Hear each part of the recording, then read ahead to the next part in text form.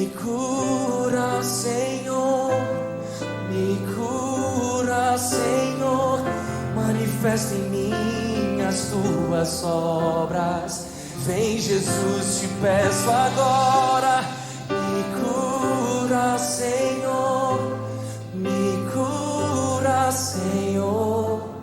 Eu creio, me cura, Senhor.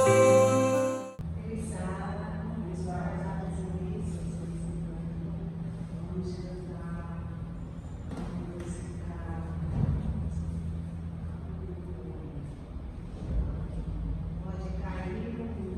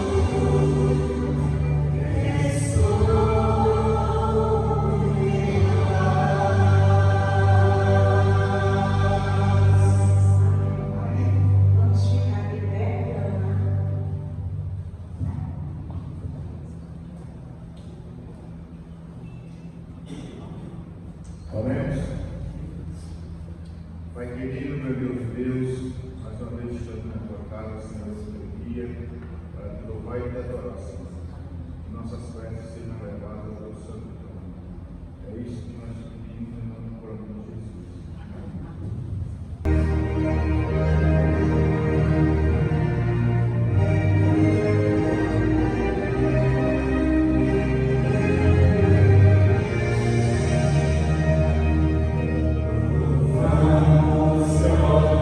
Jesus.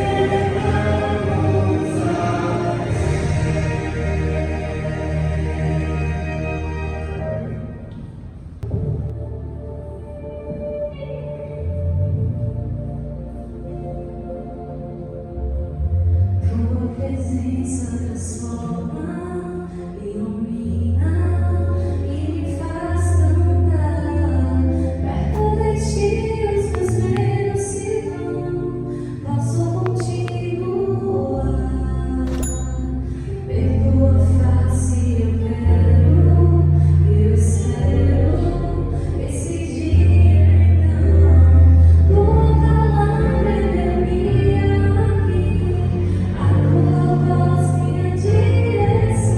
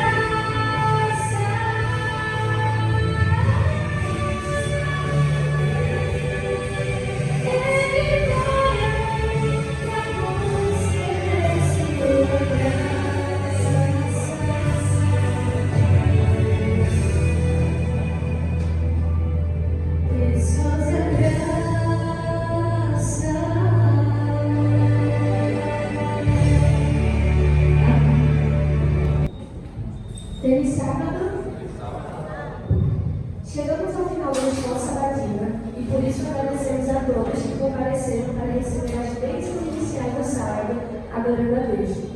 Aprendemos nesse sábado como a Bíblia se conecta entre suas profecias para testificar de Jesus e como João mostrou Jesus cumprindo as profecias. Dentro de um trem, o pastor ficou olhando para o velho índio e pensou em evangelizá-lo. Quando perguntou se ele conhecia Jesus, o velho índio tirou da bolsa uma velha Bíblia e disse: "Conheço o Salvador Jesus, pois aprendi dentro deste livro que ele veio do céu." O pastor ficou impressionado com aquilo e louvou a Deus, porque a palavra de Deus é soberana e porque mostra Jesus como o personagem principal, a quem devemos honrar como Filho de Deus, que em breve voltará por voz das profecias. Que Deus abençoe a todos. Vamos nesse momento nos levantar para cantarmos o hino 51. Dá-me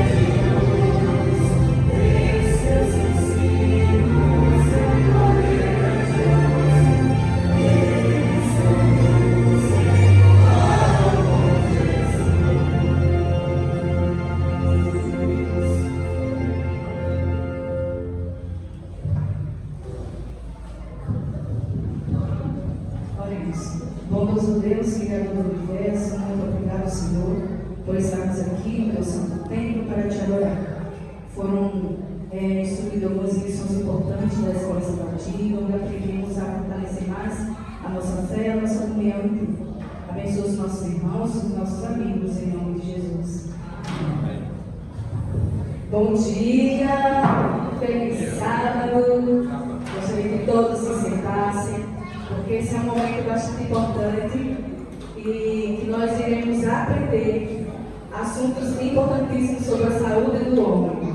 E nesse momento eu gostaria de convidar o Dr. Ricardo Fonseca. Ele aceitou o convite prontamente da Marlete, que fez uma consulta com ele e explicou sobre esse projeto, sobre Novembro Azul, e ele prontamente aceitou. Gostaria que a igreja o saudasse e que ele possa se sentir acolhido nessa comunidade religiosa. Que Deus te use, doutor.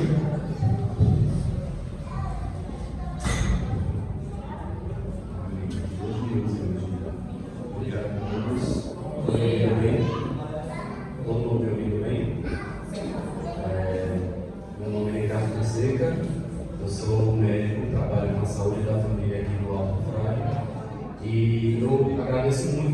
convite, que eu pude vir aqui hoje falar sobre um assunto muito importante e que é ignorado porque a gente sabe que os homens eles têm uma tendência maior a deixar de ir procurar a saúde, cuidar da própria saúde, o que é uma coisa muito triste.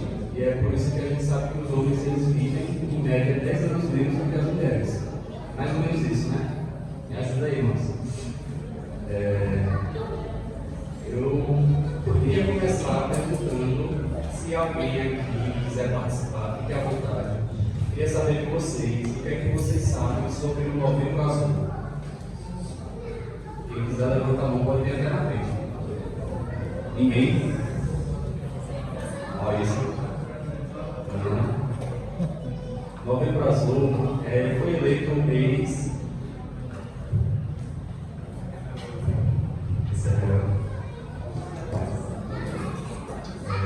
Novembro Azul foi eleito um mês para divulgar, para criar uma consciência coletiva sobre a saúde do homem, mais especificamente sobre o câncer de próstata, que é o segundo câncer mais comum dos homens, perdendo apenas para o câncer de pele, que é o mais prevalente de toda a população, por conta do sol. Né? Não estamos na Noruega, estamos no Brasil e aqui a gente não pode brincar que o sol pega todo mundo. Depois do sol, câncer de próstata dos homens. Eu queria aproveitar para falar sobre essa necessidade do cuidado dos homens. Existe preconceito, existe o pensamento, as pessoas não sabem muito do que tem que ser feito, do porquê ir ao médico, do porquê aos 40 anos ou aos 50 anos, né? Então, começando a falar sobre isso. Câncer de próstata é uma doença que acontece quando as células da próstata começam a se reproduzir de forma desordenada. Esse tecido vai se produzir de forma desordenada, ele pode crescer de uma forma a atrapalhar as funções fisiológicas, a urina, e ele pode chegar a passear pelo corpo, causar uma coisa chamada metástase. E aí ele se torna fatal. Alguma dúvida até agora? Não, né? A gente também pode falar um pouquinho sobre o câncer de pênis. Ele é um pouquinho mais chato porque ele depende da higiene masculina. Basicamente a higiene. Existem homens que são vítimas de câncer de pênis, principalmente pela ausência da higiene peniana. Mas, outro assunto. Voltando ao câncer de próstata. Né? Alguém aqui sabe algo sobre os exames que tem que ser feitos para o câncer de próstata? Pode falar. Eu fiz um exame no dia desse. Certo. Ele passou para fazer só um exame de sangue. Ele já passava, ele fez o exame de sangue e fez o tração. Aí ele fez só o exame de sangue, só o exame de sangue. Aí eu fiz. Ele falou tudo normal. Isso garante ou não? Tem que fazer o exame. Certo. Primeiro eu vou pedir licença para colocar o meu celular, porque nós temos um horário, não quero atrapalhar também. Então eu vou deixar aqui. Posso? Posso, né?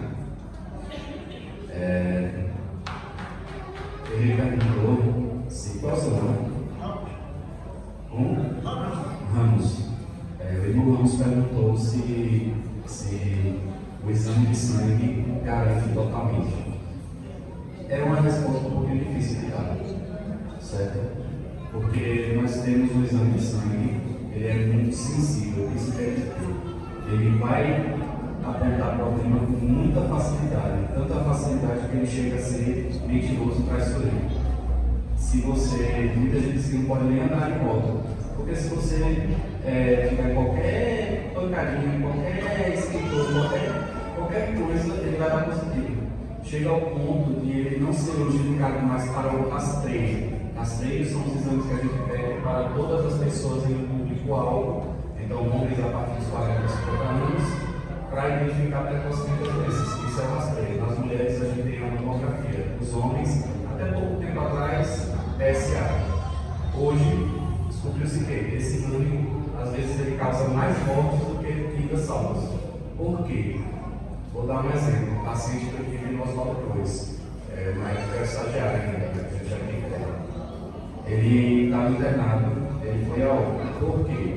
Ele fez um exame, o PSA, deu um valor muito alto, muito elevado. provavelmente porque ele fez alguma coisa no dia que ele levou o exame, né? Teve algum tipo de contato com a esposa dele.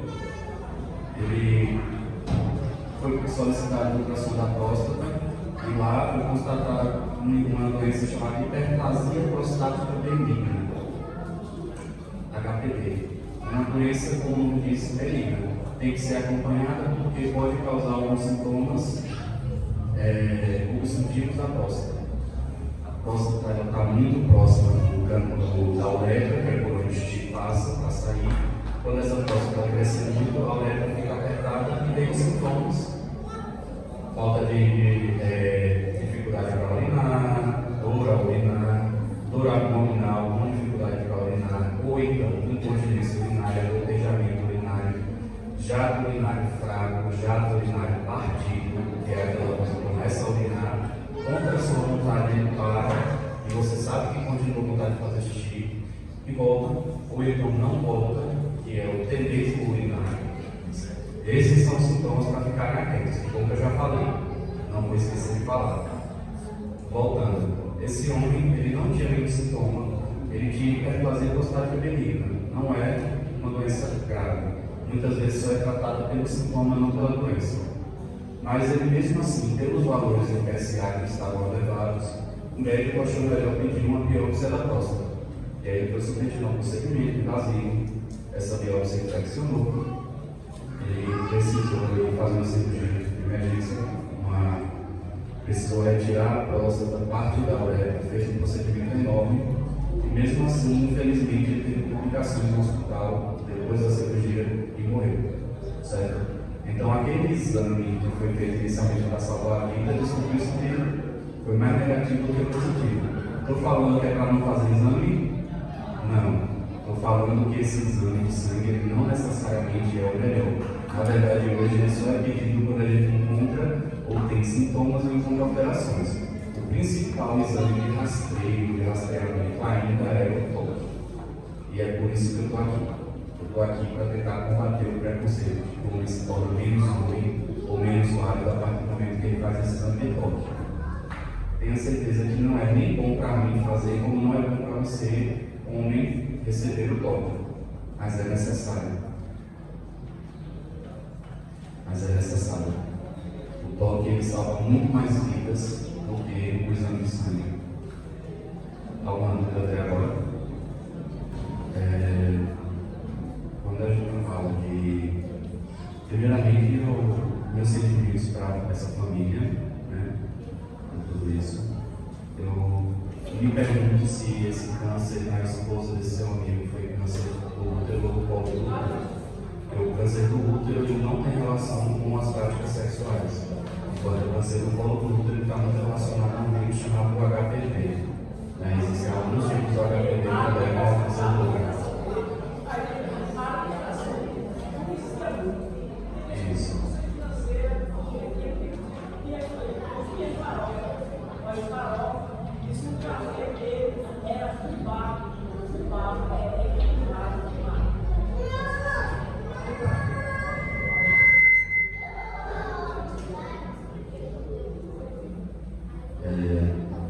Com relação à alimentação, muito importante uma alimentação saudável, eu queria falar sobre isso depois. Câncer de próstata, atualmente não se sabe, não se tem certeza sobre relação com doenças sexualmente, infecções sexualmente transmissíveis, não há uma relação clara disso, certo? Então, não tem nenhuma prova que afirme que as infecções transmissíveis por essa violência sexual são causadoras de câncer na próstata, nem que haja qualquer relação com a vida sexual, seja a pessoa virgem, seja a pessoa, enfim, tenha tido já relações sexuais com duas mulheres. Não há uma relação clara sobre isso. Os principais fatores que a gente associa hoje ao câncer de próstata são a história familiar, então pai, mãe, pai, tios, avô, ou filho, irmãos que tiveram câncer de próstata. Mãe.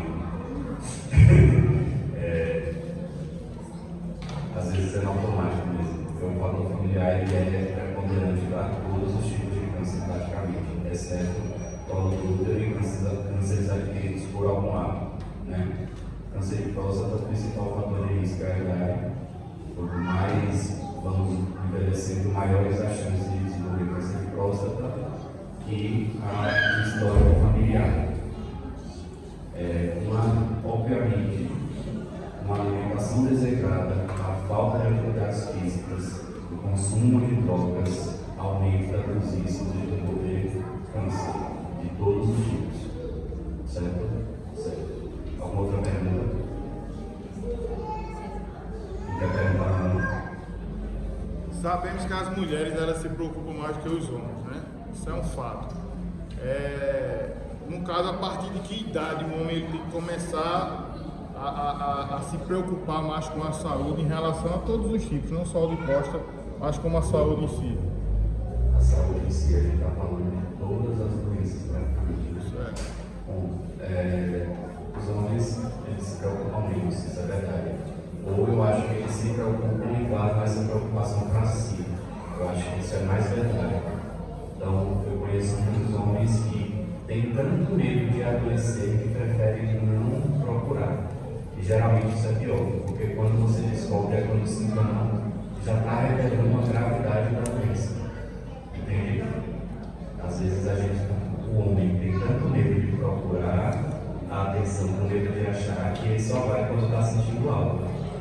E na maioria das vezes, quando se está sentindo algo, é porque a doença já está avançada, já está mais avançada. Entende? Doenças no geral. A partir dos 35 anos, a gente vê um aumento exponencial da mortalidade cardiovascular. Infarto, derrame, certo? Só a partir dos 35 anos. Cada faixa etária tem um tipo específico de doença. Quando a gente fala de câncer de próstata, voltando para algumas pessoas, a gente foca no público de a partir de 40 anos, quando se tem alguma história familiar de câncer de próstata, ou antes disso, a depender do grau de quantos parentes tiveram câncer de próstata, a idade que esses parentes tiveram, aí a gente reduz isso. E a gente fala em homens que não têm nenhuma história familiar nem pessoal e para receber problemas prostáticos ou sintomas a partir dos 50 anos. Quando se tem sintomas, aqueles que eu falei, alguém lembra quais os sintomas que eu falei? Alguém lembra? Vou repetir. Já claro, então você está urinando, mas a urina vem fraquinha, já partido, que é quando você está urinando sem a sua vontade, não é uma contração voluntária ou involuntária do músculo. Você sabe que o músculo está relaxado, mas mesmo assim a urina para, pode voltar. Ou quando essa urina é interrompida, você tenta urinar mais e não consegue, e você sente que ainda tem vontade de urinar. Ou quando você tem incontinência, ou não consegue segurar o xixi. E aí existe aquele caso de você ter tanta dificuldade de urinar que você sente todo na barriga, certo? Teve algum outro sintoma que eu falei, ou alguém mais sabe sobre algum outro sintoma? Entendi. Deixa só, certo? A gente está com pouco tempo, né, para não atrapalhar mais uma vez, porque ainda tem muita coisa para falar aqui de Jesus, que é o que realmente importa, né? Queria falar sobre, né? Consumo de água, com quantidade boa de água, geralmente 30 ml para cada quilo de peso, ele é essencial para a saúde no sentido de todas as doenças, certo? Também câncer de próstata, o consumo, mas não existe uma relação clara de pessoa que bebe mais água, pessoa que bebe menos água, se isso impacta na incidência do câncer de próstata. Não existe esse estudo, porém todos temos que beber água, né? Muita água. Porque eu queria que levantassem as mãos aqui os homens que têm mais do que 40 anos. Certo. Mais do que 50, quem tem 40, mais do que 50 agora? 50 para cima. 60, quem tem mais de 60? Certo. Pronto, 70 eu não vou falar por quê. Quando a gente chega nos 70 anos, muitas vezes a sobrevida do câncer de próstata ela é superior a 10 anos. Então, uma pessoa que não trata câncer de próstata, ela ainda pode viver mais do que 10 anos, certo? Então, uma pessoa de 70 anos vai se submeter a procedimentos de fazer cirurgias vale a pena? É uma discussão que tem que ser levada no âmbito pessoal, cada pessoa tem que decidir. Mas fazer esse rastreio com mais de 70 anos e ir atrás da todo uso de doença disso daqui não vale tanto a pena, não, certo?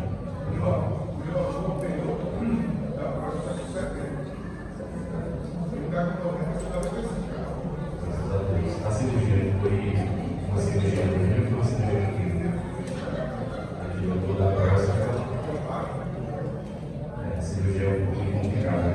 Tira a próstata, ele mata o tecido próximo, acaba tirando a parte alérgica, muitas vezes tem que deixar uma sonda. Algumas cirurgias ali, uma cirurgia chata. Parece até que eu estou fazendo medo e você descobrir o diagnóstico, né? Não. O objetivo é o contrário, eu é que estou falando demais.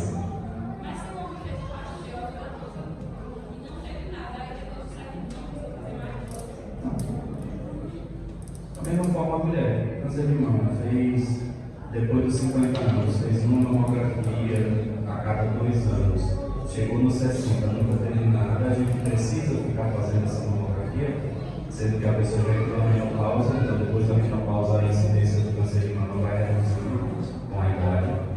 Então não vale a pena não fazer esse rastreio, é só um exame desconfortável de se fazer. Né?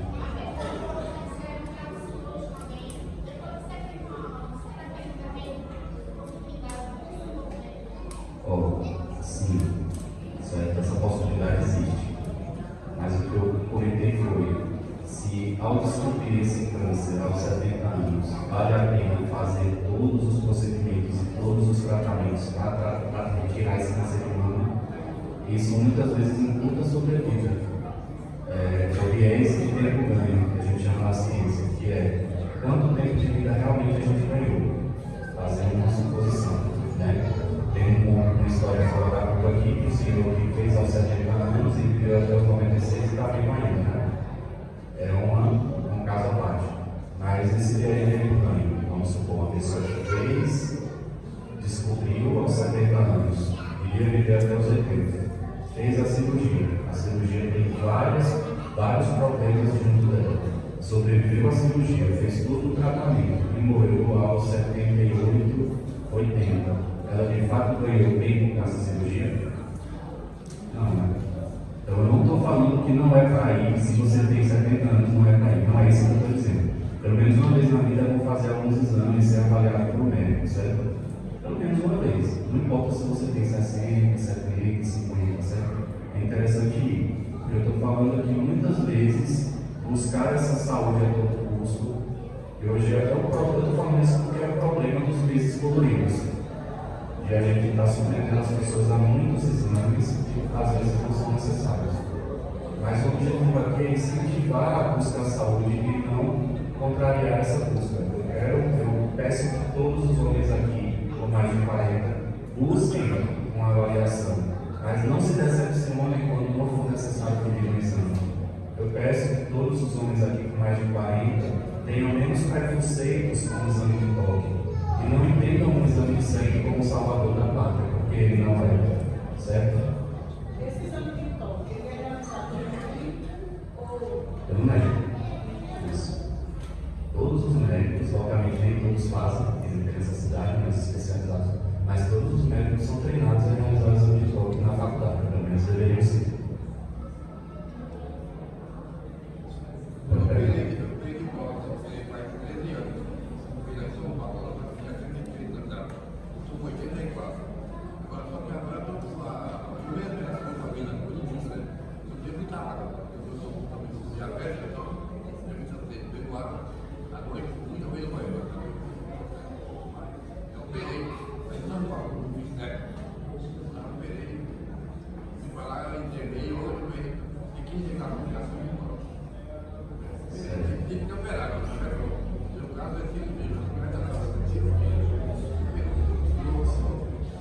Graças a Deus o senhor está aí, né?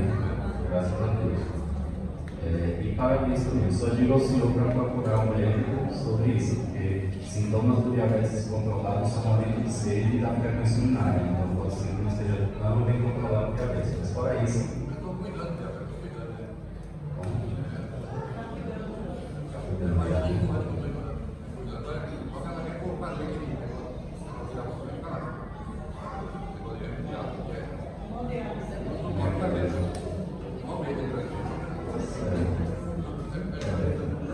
é uma decisão muito pessoal mesmo. É uma decisão muito pessoal, mas considere que a hemodiálise hoje é muito melhor do que a hemodiálise de 10 anos atrás, de 20 anos atrás. Então, cada dia a técnica se torna melhor e mais segura. Hoje, a pessoa vai para a hemodiálise, se eu puder ter uma clínica boa, né? A pessoa vai para a hemodiálise, fica lendo um livro, 1 horinha, 2 horinhas, depois sai andando e vai para casa e não passa pau e não tem nada, certo?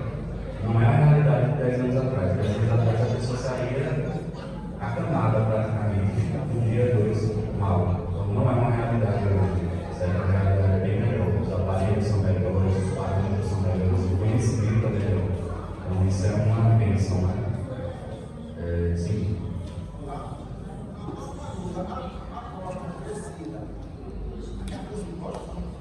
Perfeito. Era a pergunta que eu estava esperando que chegasse aqui.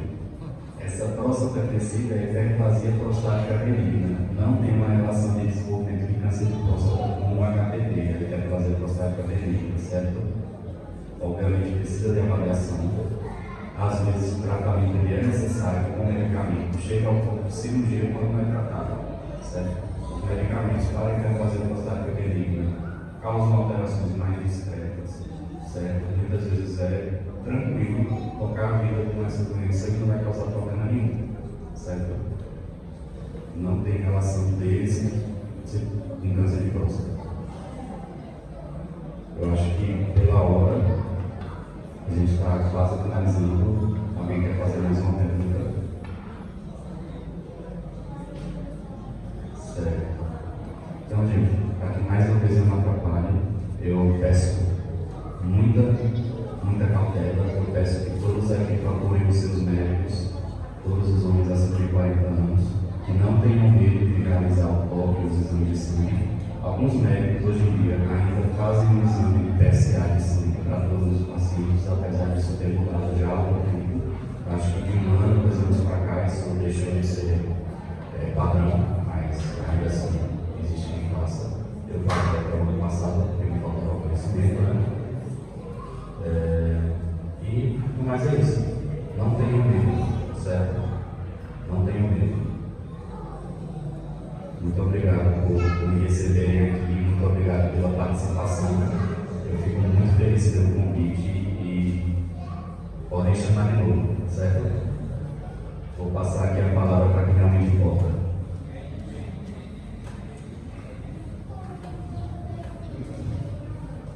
Nós queremos agradecer e também deixar uma lembrança, né? Obrigado, a gente sabe que quando a gente precisar, a gente vai chamar, viu? A gente vai chamar. Obrigado por pelos esclarecimentos.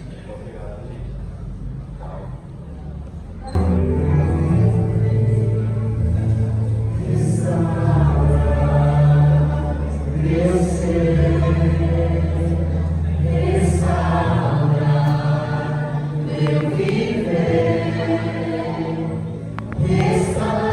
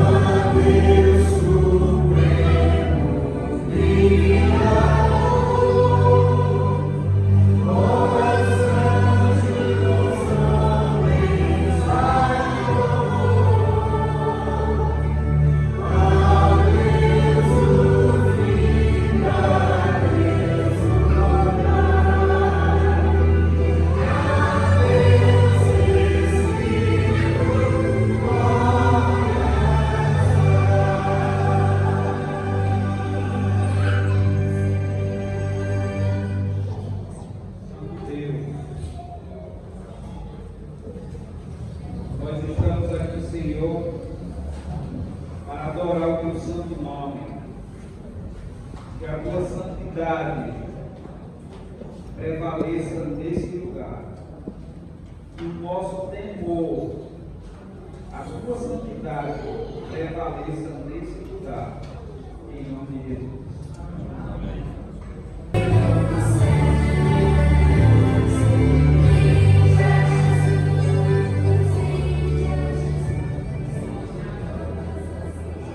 Feliz sábado, crianças.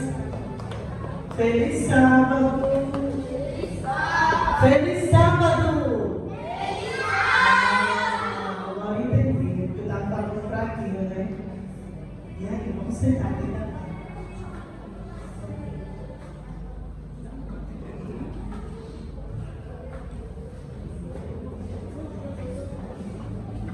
Você tem a presença de isso?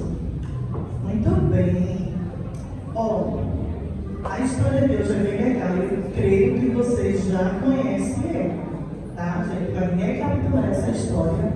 Mas antes, eu queria saber de vocês. Quem aqui já orou hoje? Muito bem. Quem aqui quer fazer oração?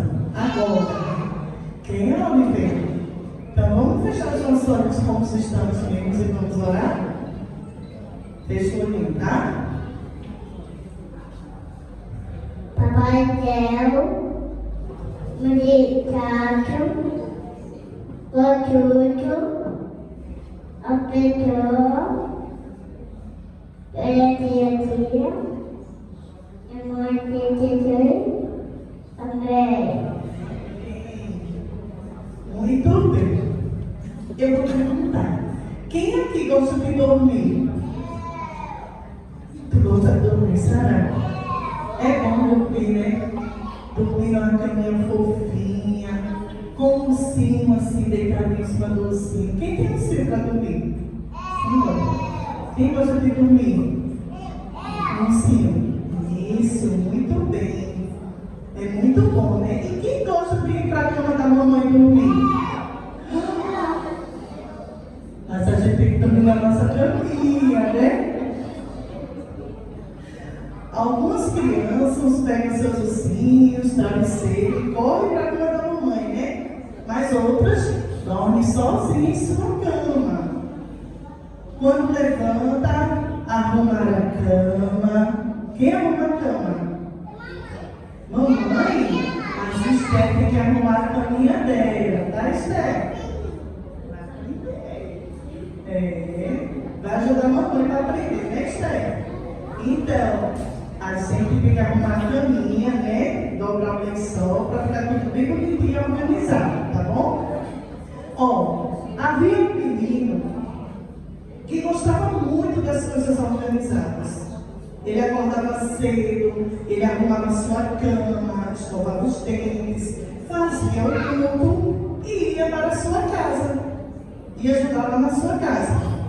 Porque ele morava em uma casa diferente.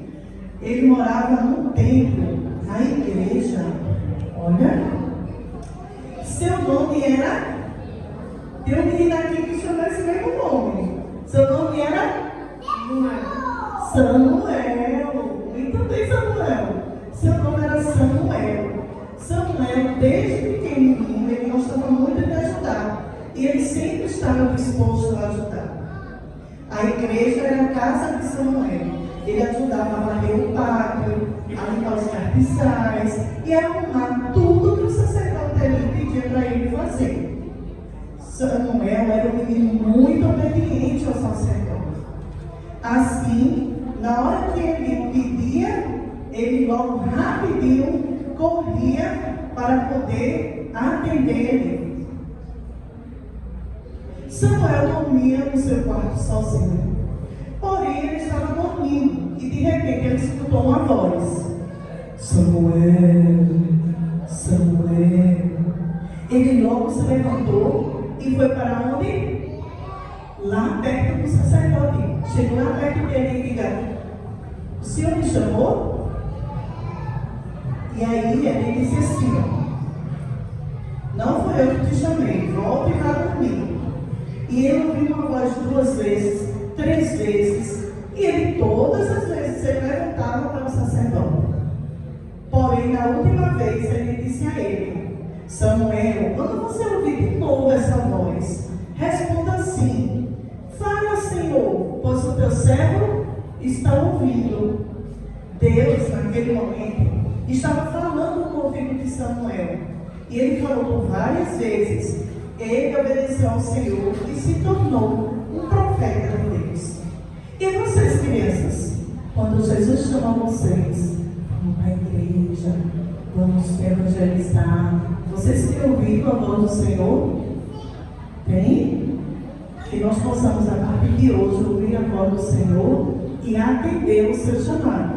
Né? Todas as vezes a gente pedir: fala, Senhor, que eu estou aqui te ouvindo, tá bom? Quem aqui quer ser um sacerdote do Senhor? Amém. Que bom, né? Então vamos orar e pedir a Deus, né, para que Ele possa nos ajudar a sempre nós estarmos prontos para o seu chamado, tá certo? Vamos ficar em pé?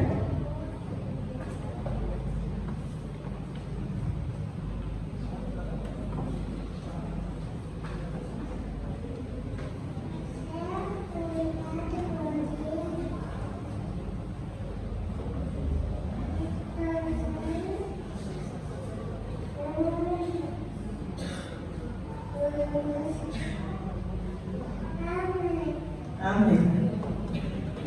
Provai e vede, histórias de fé e fidelidade. Chamados para servir em uma ilha. No final da pandemia, eu voltei a olhar o site do Serviço Voluntário Adventista procurando um chamado que aceitasse casais. Foi então que numa noite, para nossa surpresa, apareceu um chamado que aceitava casais e era para uma ilha no meio do Oceano Pacífico. Uma ilha no arquipélago do Havaí. Contei para a Pauline, nós ficamos um pouco ansiosos, até um pouco com medo, mas o desejo de servirmos como voluntários ardia em nosso coração, então nós fizemos contato com o diretor da chamada, fizemos algumas entrevistas com ele e depois de 2 semanas nós já estávamos aptos a comprar nossas passagens em direção à realização desse sonho que era servir a Deus como voluntário por 1 ano. Muitas pessoas nos chamaram de loucos. Como assim vocês vão deixar tudo para trás, um apartamento novinho, tudo mobiliado, bonitinho? Outras pessoas também falaram assim: nossa, mas até parece que o Havaí precisa de ajuda, né? Lá nos Estados Unidos, aquele paraíso. Então chegaram até a zombar da gente, assim. Mas a gente não deu ouvidos, continuamos em frente e fomos para realizar o nosso sonho. Chegamos lá, eram cabanas velhas, o acampamento não tinha cercas na entrada do acampamento, era uma estrutura bem precária. Aonde o acampamento Waianae fica é no outro lado da ilha, então é uma região extremamente seca e com muitos moradores de rua morando na praia. Aqui no acampamento nós trabalhamos cuidando da manutenção. Nós recebemos grupos a cada semana de acampantes, então nós limpamos as cabanas, limpamos os banheiros, a piscina, a cozinha, refeitório, cortamos a grama, deixamos tudo perfeito no acampamento, na estrutura para receber esses acampantes. Muitas pessoas pensam que só a janela 1040, os países dessa janela, precisam de voluntários e missionários. Mas nós descobrimos que até mesmo no Havaí, a igreja precisa muito de pessoas para ajudar, tanto colocando a mão na obra também como ofertas e os dízimos também. Surpreendentemente, a Associação do Havaí, mesmo nos Estados Unidos, passa por muitos desafios econômicos. Então, projetos só foram possíveis por causa das ofertas e doações de igrejas inteiras que ajudaram e deram seu dinheiro, e também muitos que deram o seu tempo indo lá e passando as suas férias construindo. E é aí que a gente percebe o quanto os dízimos e as ofertas são necessários, são importantes, e como essa estrutura ajuda lugares diversos ao redor do mundo a continuarem e desenvolverem. Mas foi no acampamento de verão que eu vi 19 adolescentes entregando a vida a Jesus na piscina que eu limpo. Aquilo mudou a minha perspectiva e me fez perceber que não é só abrindo a Bíblia com alguém que a gente pode servir a Deus. porque eu estava limpando cabanas que iriam proporcionar uma experiência melhor para aqueles jovens e adolescentes para se aproximarem mais de Jesus. Talvez você que está nos assistindo não tenha disponibilidade de servir a Deus por um ano, mas saiba que são os seus dízimos e as suas ofertas que nos permitem fazer esses projetos aqui e também nos manter aqui. Antes de nós servirmos como voluntários, nós não imaginávamos o quanto nós seríamos abençoados por Deus durante esse ano. Nós pensávamos que nós estávamos vindo aqui para servir, mas a verdade é que Deus nos serviu de várias maneiras nesse ano. Nós crescemos como pessoas, um casal, nossa saúde melhorou porque 2 jovens sedentários trabalhando remotamente com computadores. No acampamento nós fizemos trabalhos braçais, então eu emagreci bastante, nós melhoramos muito nossa saúde. Tivemos a oportunidade e o privilégio de conhecer pessoas incríveis e maravilhosas. Eu tive a oportunidade de aprender um novo idioma. Tudo isso é porque um dia nós decidimos servir a Deus como voluntários. E nessa manhã eu convido você, seja solteiro, seja casado, você que tem o desejo de servir a Deus e passar por essa experiência, não resista. Essa foi a melhor decisão que nós tivemos nas nossas vidas. Ela transformou as nossas vidas. Trabalhe na obra de Deus, que Deus vai trabalhar na sua.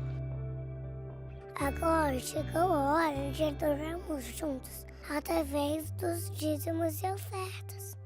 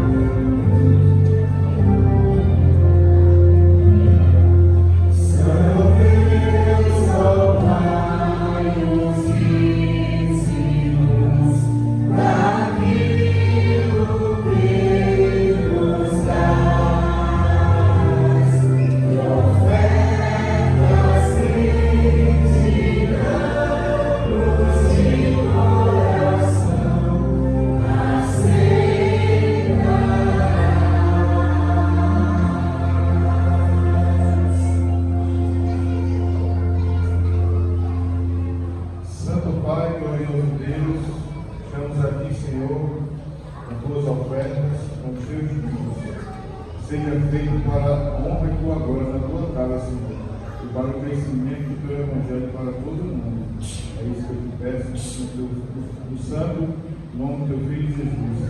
Amém.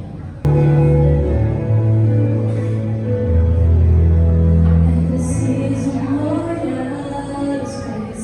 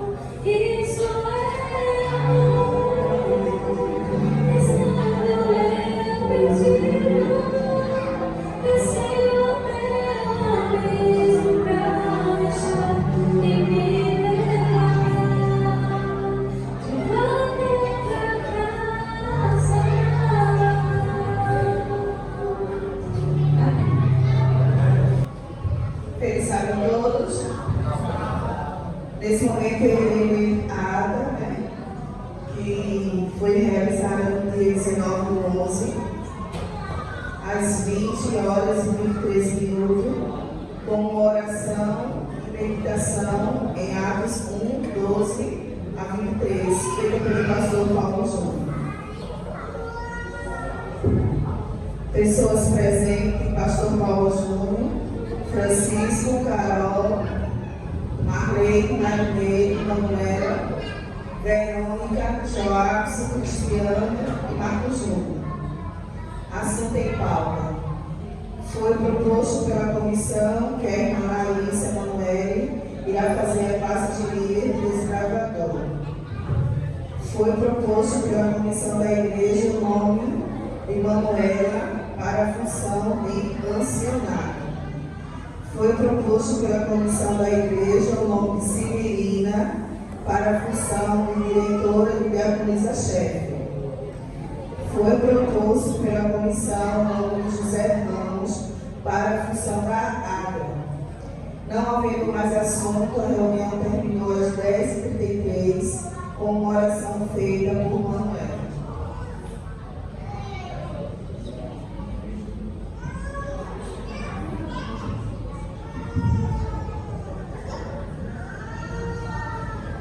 Há um apoio para os nomes que foram citados na ata. Aqueles que são favoráveis, levantem sua mão direita.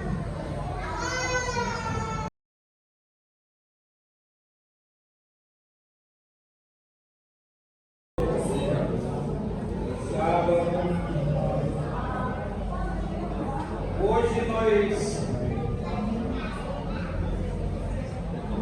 vamos se aquietar, pegue sua Bíblia,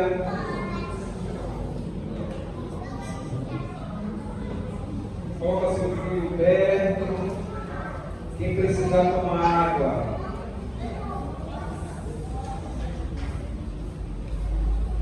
Toma logo, para que nesses próximos 40 minutos a gente se dedique nossa atenção ao que vamos dizer na palavra de Deus.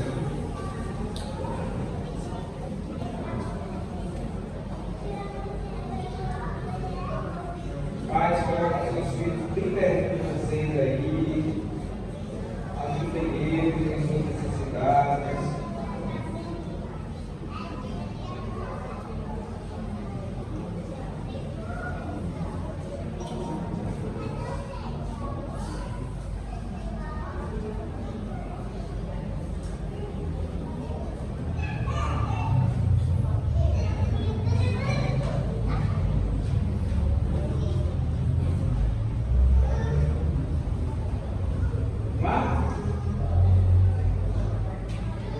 Abra sua Bíblia, livro de Filipenses.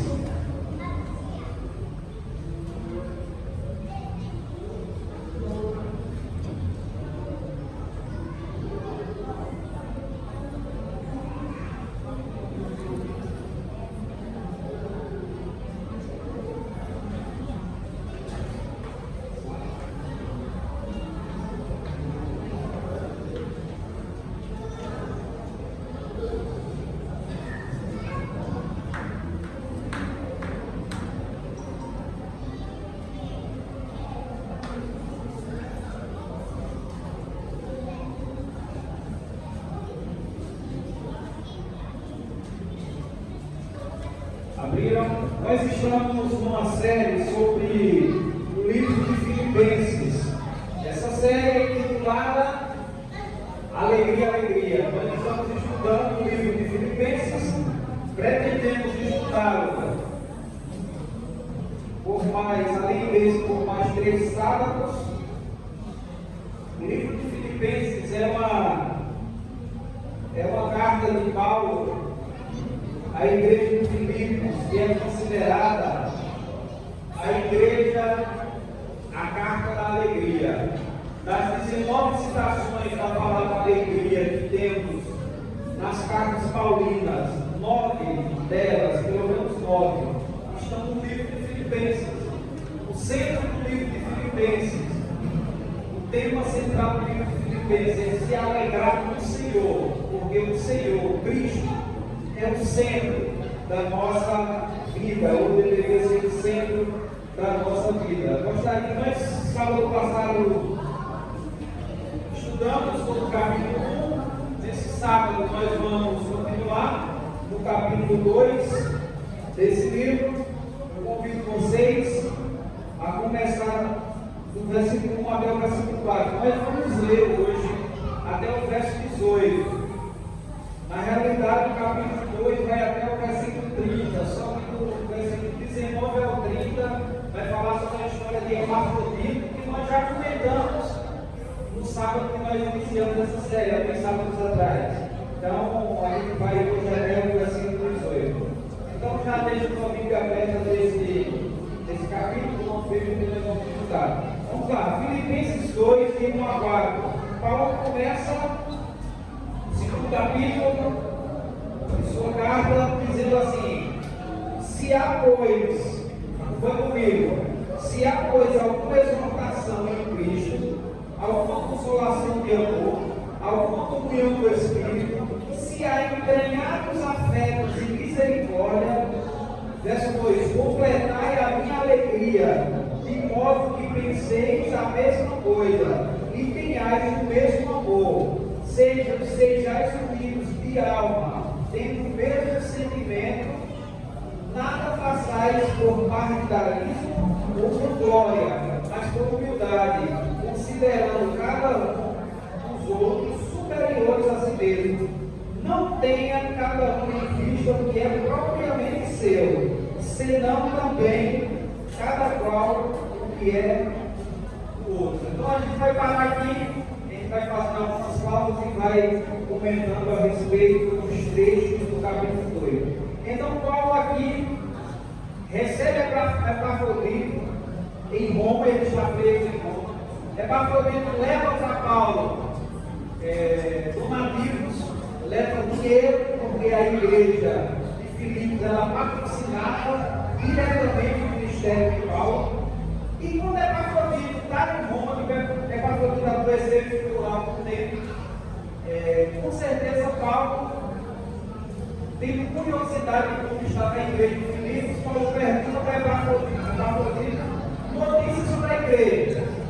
E Epafrodito fala como anda a igreja, a igreja que a gente viu há 2 sábados atrás, que foi fundada por Filipos, que começou com uma mulher de dona de Cupra. E Epafrodito passa um relatório da igreja para Paulo. E nesse relatório que Epafrodito passa, destaca algumas coisas. E a gente percebe isso nesse capítulo 2 que Paulo começa a abordar. Então, nesse trecho aqui, Paulo fala de capítulo 2, ele fala sobre união. Ele diz: vocês precisam ser unidos, a gente vai ler isso. Ele fala sobre partidarismo e vanglória. Estava acontecendo alguma coisa na igreja que estava sendo motivado por partidarismo e vanglória. E fala sobre enobrecer a si próprio. Ele está falando aqui. E a gente vai tratar isso nesse capítulo 2. Por que será que Paulo, ele fala nesse capítulo 2 sobre união?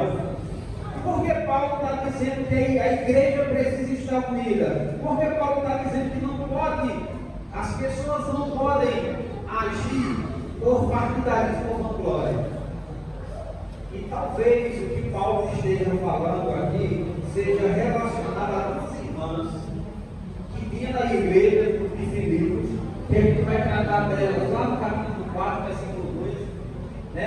Que ele diz assim, quiser anotar, você nota aí. Ele diz: rogo a Evódia e rogo a Sintique, com os nomes aí para os filhos. Rogo a Evódia e a Sintique que pensem concordemente no Senhor.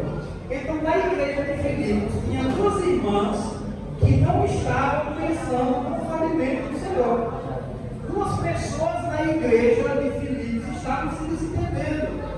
E Paulo tem que apelar, citando o nome diretamente, e é por isso que, durante toda a carta, ele vem falando de união, que essas duas pessoas que estão se desentendendo vivam em união. E a igreja de Filipe é semelhante a algumas igrejas hoje, porque naquela época o crente dava trabalho, o crente dava problema naquela época. Ainda bem que hoje não é assim. Ainda bem que hoje é diferente. Mas naquela época Paulo tinha problema em várias igrejas, inclusive nessa que era uma das mais amadas de Paulo, porque tinham pessoas dentro da igreja se desentendendo. Existia um foco de desunião lá dentro da igreja de Filipe, talvez, e a gente vai ver depois isso aqui ele falando, motivado pela fofoca, pela crítica severa. Quando nós olhamos, queridos, para a igreja hoje, talvez não esteja tão diferente do que a igreja de Corinto, de que esse episódio aqui da igreja de Filipe. E a gente tem que se atentar para o seguinte. Disse uma vez a vocês, eu vou dizer novamente, a gente tem que ter cuidado com fofoca, com a crítica severa.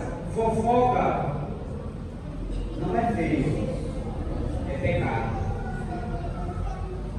Fofoca não é feio, fofoca é pecado. Tem algumas coisas que são feias, algumas atitudes são feias, mas fofoca a Bíblia deixa claramente que é pecado. Pense duas vezes antes de fazer o papel de inimigo dentro da igreja. Provérbios capítulo 2 diz que o pecado que Deus mais detesta é justamente esse que o inimigo veio do céu, trazendo discórdia, e é o que ele mais detesta dentro da sua igreja. O problema é que muitas vezes nós, em nome do zelo pela igreja, pela doutrina, nós agimos de forma que Cristo nunca aprovaria. E a gente precisa entender que zelo sem amor não é bom. Zelo sem amor não é bom ter zelo sem amor. Porque uma atitude ruim, ela leva à desunião. Às vezes na tentativa, e isso era muito claro para os judeus, de manter o zelo pela tua tradição, eles destruíam as pessoas. E aqui a gente vai tratar sobre isso no capítulo 5.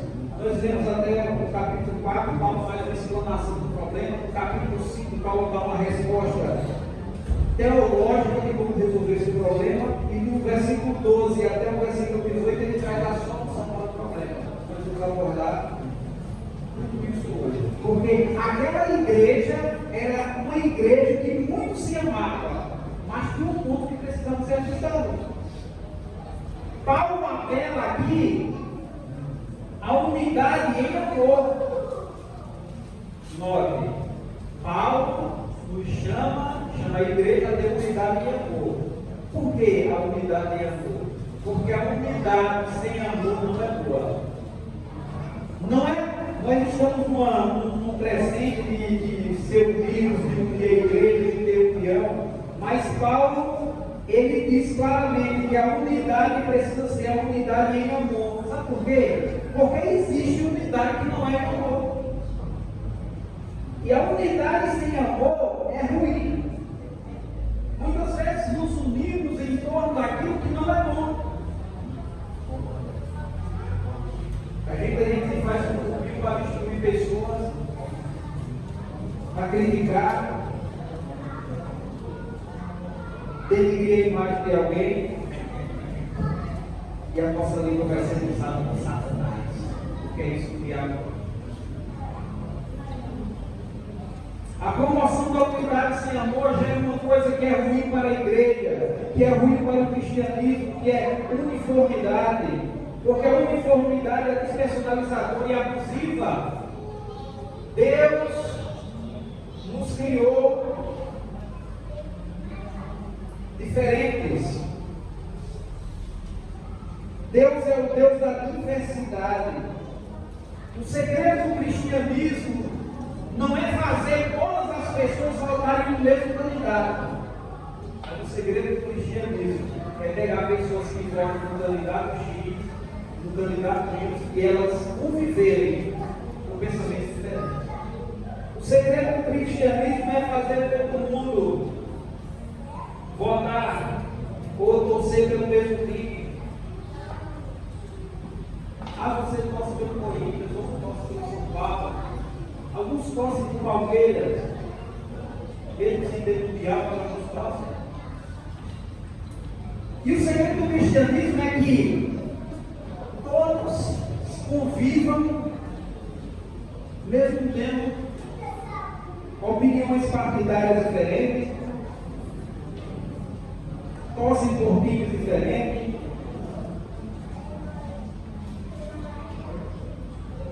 E muitas vezes nós queremos a uniformidade, a uniformidade é bonita.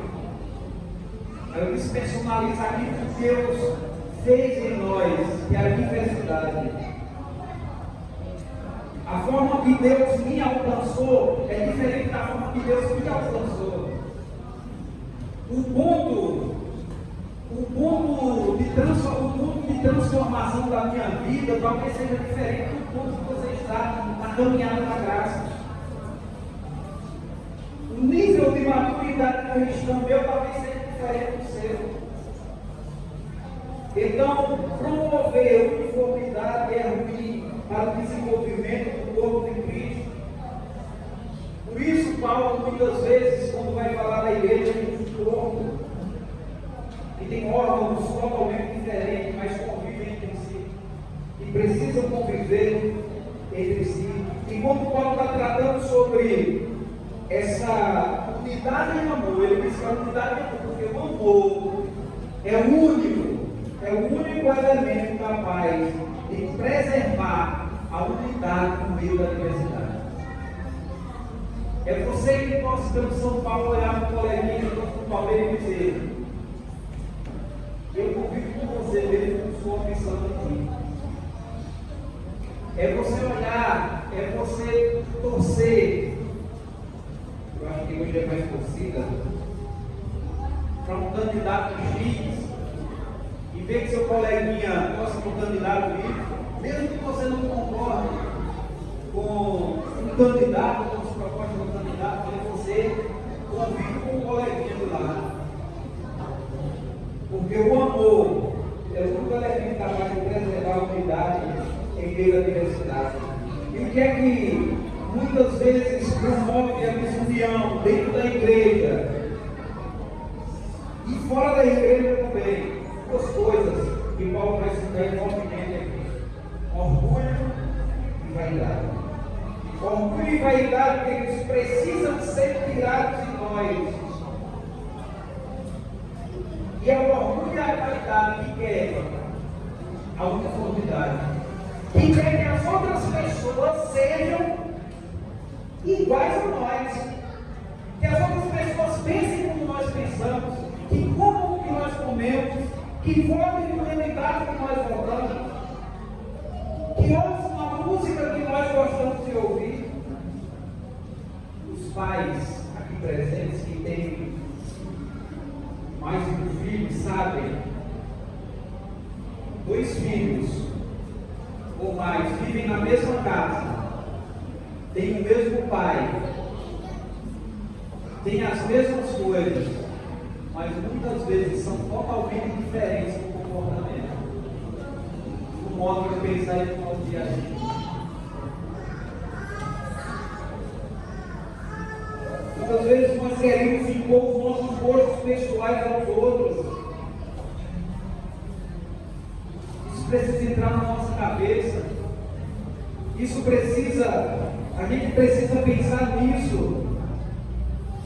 Paulo diz: aqui não vai ter partidarismo, aqui não vai ter vanglória na igreja de Filipe. Às vezes nós torcemos o nariz e sangramos os olhos com tantas coisas superficiais. Algumas coisas que Cristo nunca pediu. É fruto de uma tradição comunitária.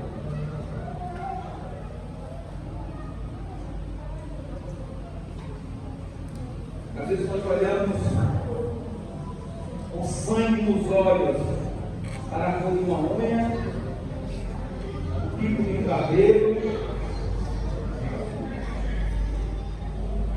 Nós somos tão permissivos em coisas que realmente são importantes para o cristianismo. Toleramos os irritadizos, os iracundos, os invejosos, os divisionistas, os fofoqueiros, os críticos venenosos, em nome do Senhor. Querido, já falei para vocês novamente, o mundo não entra na igreja através de uma roupa, de um estilo musical, mas entra na igreja através de corações que são convertidos, que produzem fofoca, críticas maldosas, despersonalização do outro ser humano. E como Paulo, a gente precisa dizer, aqui não. Aqui não há lugar para fofoca, para crítica maldosa, para criadores de grupinho para falar mal da igreja e da liderança. Aqui não. Paulo dá uma solução para o caso de Sinque e Evódia, que estavam com esse problema da igreja do Filipe. Ele diz assim, ó, vocês devem considerar os outros, Paulo dizendo, inspirado pelo Espírito, considerar os outros superiores a si mesmos. Já imaginou isso? Isso vai na contramão do reino de César. Considerar os outros superiores a si mesmo. Paulo está dizendo que o remédio para a situação de divisão da igreja de Filipos, portanto, serve para nós também. Humildade. Pessoas verdadeiramente grandes são aquelas que, quando vocês estão perto dela, ela faz com que vocês se sintam grandes. E esse sentimento só em Cristo, só através de Cristo. Você pode guardar o sábado, você pode dar o dízimo de tudo que você tem, você pode cumprir todas as regrinhas,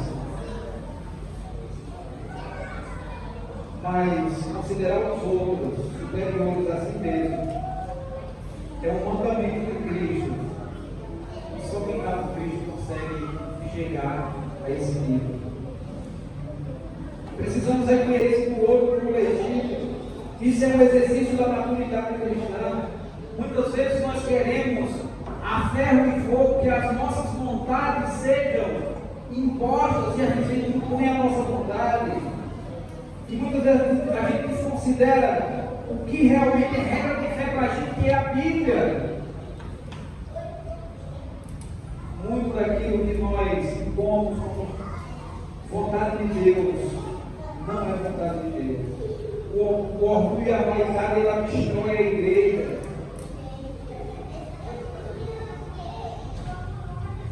O risco de se achar melhores que os outros.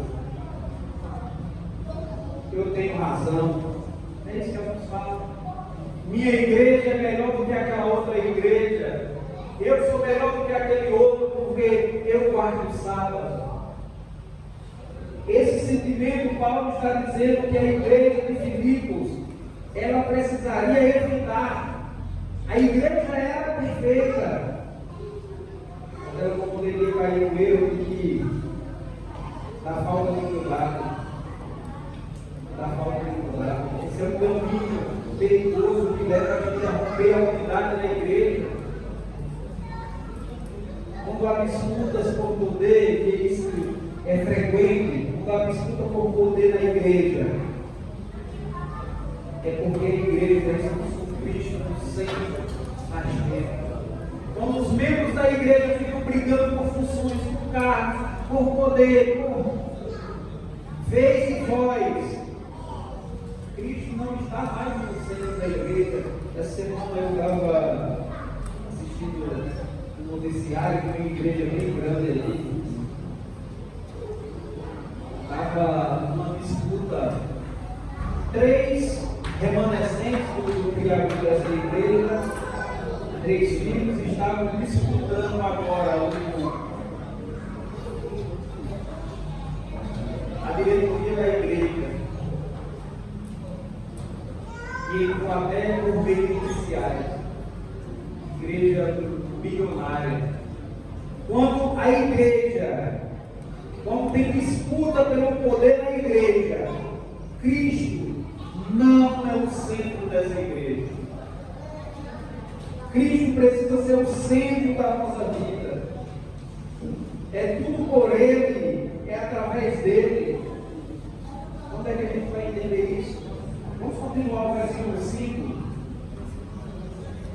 Paulo diz aqui, para resolver o problema, Paulo está dando uma solução teológica. Tende em vós o mesmo sentimento que houve também em Cristo Jesus. Isso é o versículo 5, tá?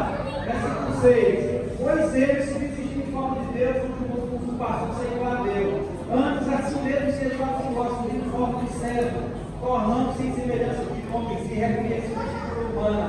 Assim mesmo se humilhou, tornando-se obediente até a morte de cruz. Pelo que também Cristo, Deus o exaltou sobremaneira, e lhe deu um nome que está acima de todo nome, para que ao nome de Jesus se dobre todo o joelho, nos céus, na terra e debaixo da terra. Toda língua confessa que Jesus Cristo é o Senhor, para a glória de Deus o Pai. Quer acabar com a glória da igreja? Cristo precisa ser reconhecido como Senhor e está no centro. Quer eliminar a disputa por poder dentro da igreja? Traga Cristo no centro. Cristo é o centro da nossa teologia, Cristo é o centro da nossa vida, Cristo é o centro da igreja, precisa ser o centro da nossa pregação. Um dos manuais oficiais da Igreja Adventista, do nosso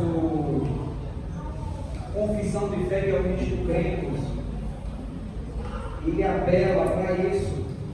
Cristo precisa ser o centro. Será que ainda nós cremos que Cristo é o centro? Será que nós ainda cremos que Ele precisa ser o centro da nossa vida? Paulo diz: tenham o mesmo sentimento que também houve em Cristo Jesus. E queridos, essa é a parte mais difícil. Ter o mesmo sentimento que houve em Cristo Jesus. Você tem o mesmo Espírito que tinha em Cristo Jesus. Está difícil viver com o coleguinha de lado. Está difícil viver com o companheiro. Está querendo desistir. Está difícil em sua casa com seu filho adolescente. Você já experimentou o mesmo sentimento que houve também em Cristo Jesus. A humilhação de Cristo é um remédio para nós. Será que foi fácil para Ele se tornar um conosco? Quando nós temos o mesmo sentimento que houve em Cristo Jesus, as nossas atitudes mudam. E a gente precisa de Cristo. A gente precisa de Cristo como centro da nossa vida. A gente precisa colocar os ensinamentos de Cristo em ação na nossa vida. Cristo se humilhou. Será que nós estamos dispostos a sermos humilhados? Ele desceu o nível que Ele tinha para salvar a humanidade. Será que nós estamos dispostos a descer o nosso nível? Ou nós queremos estar sempre todo gritando como deve ser as coisas? Cristo abriu mão de seus direitos como Deus, subsistindo em forma de Deus, não julgou como usurpação sem igual a Deus, se esvaziou, assumindo forma de servo. Nós estamos assumindo forma de servos. A gente quer ser Senhor, a gente quer mandar, a gente quer dizer como as coisas têm que acontecer. Jesus abriu mão dos seus direitos. Você está se sentindo injustiçado? Ferir os seus direitos, você tem dois caminhos. O primeiro caminho é correr atrás dos seus direitos. E o que mais tem hoje a gente é assim. Por duas vezes dessa semana, eu fui em um determinado lugar comprar determinada coisa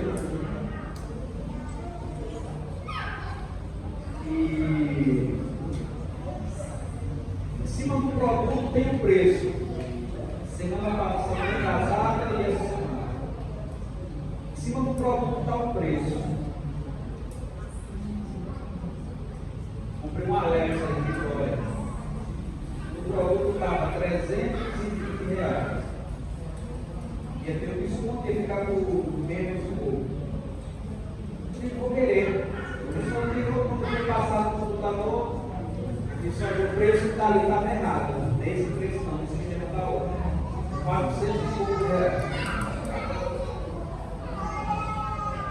E a pessoa. E eu falei com outra pessoa, ela disse: era para você ter pago o preço que estava no cartaz.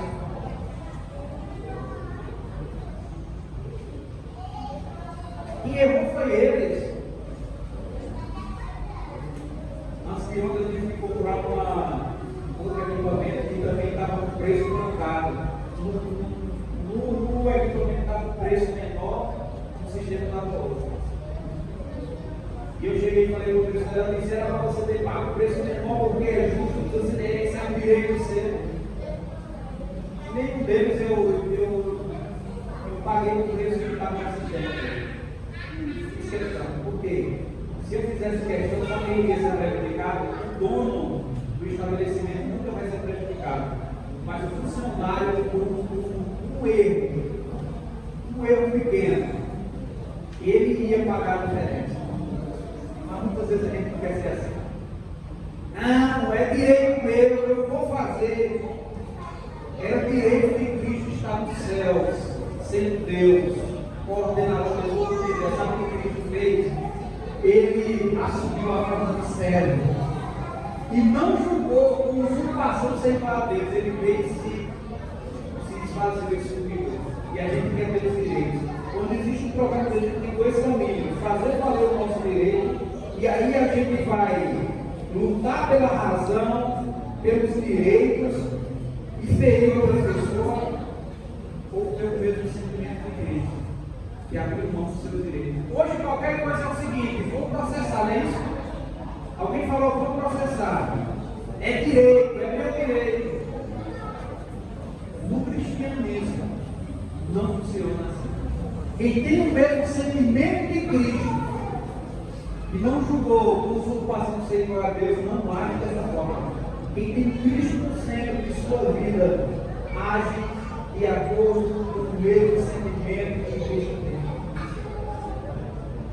Cristo lavou os pés dos discípulos, quem lavava era o empregado da casa, os pés dos viajantes. Cristo desceu aquela posição. É por isso que o Evangelho que eu poderia chamar de montanês, o único da sua espécie, 100% divino, 100% humano. Nós precisamos se humilhar em Cristo.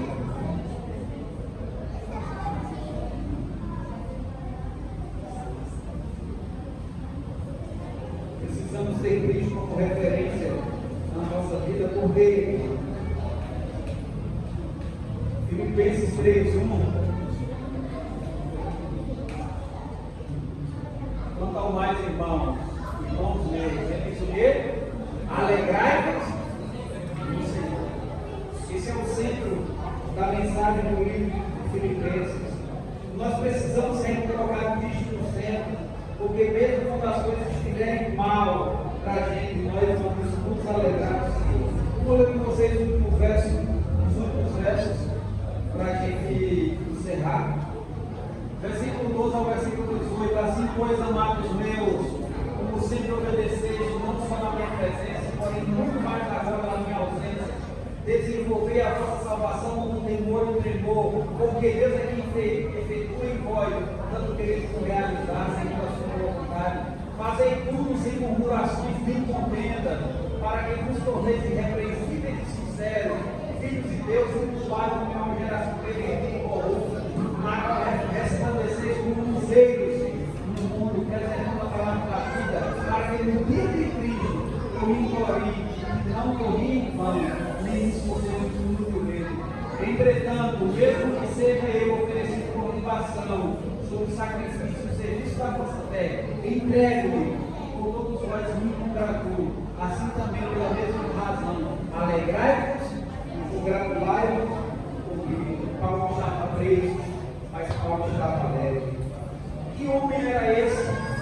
Você já imaginou isso? Que homem era esse que estava preso, mas estava feliz? Paulo tinha maturidade na fé.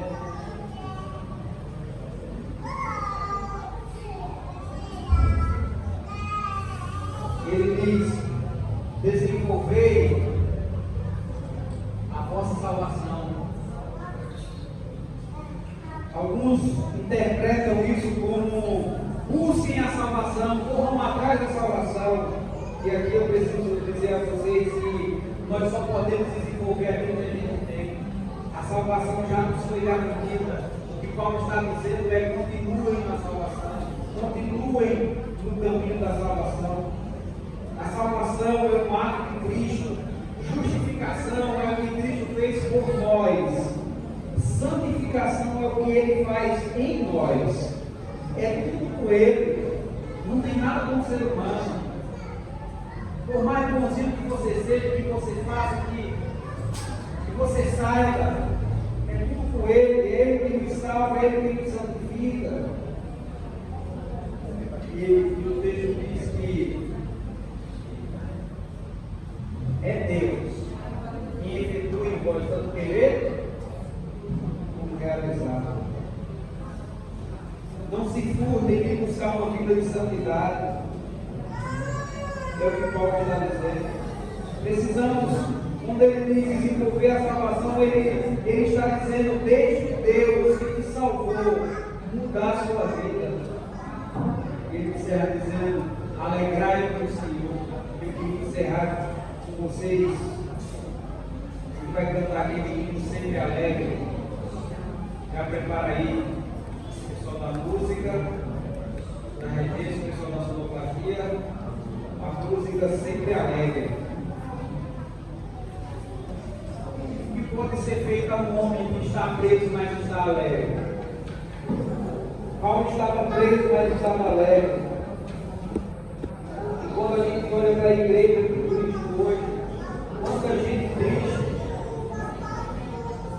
quanta gente que parece que não tem que se alegrar. Paulo tinha todos os motivos para ser feliz. Paulo tinha todos os motivos para não estar alegre. Ele estava preso, estava acorrentado, vivia de ajuda. Mas ele está alegre. E muito mais do que isso, Paulo está alegre. E Paulo pede para que nós nos alegremos no Senhor. Paulo não está pedindo felicidade, porque felicidade depende das circunstâncias. É impossível você estar feliz em todos os momentos do mundo cruel que a gente vive. É impossível. Mas se você está em Cristo, você vai se alegrar mesmo no mundo cruel que a gente vive. Porque a alegria não depende das circunstâncias. Você pode não estar feliz o tempo todo, mas você pode se alegrar o tempo todo. E não é isso que diz essa música? Sempre alegre, sempre alegre. É o viver do bom cristão. Eu queria contar com vocês, porque quando nós estamos sofrendo e a gente se alegra, o mundo olha para a gente e diz: como é que pode? Como é que pode uma pessoa daquela estar sofrendo e ainda não alegre? E aí eles vão entender que nós somos alegres, porque Cristo é o centro da nossa vida. Vamos ficar em pé, vamos cantar essa música.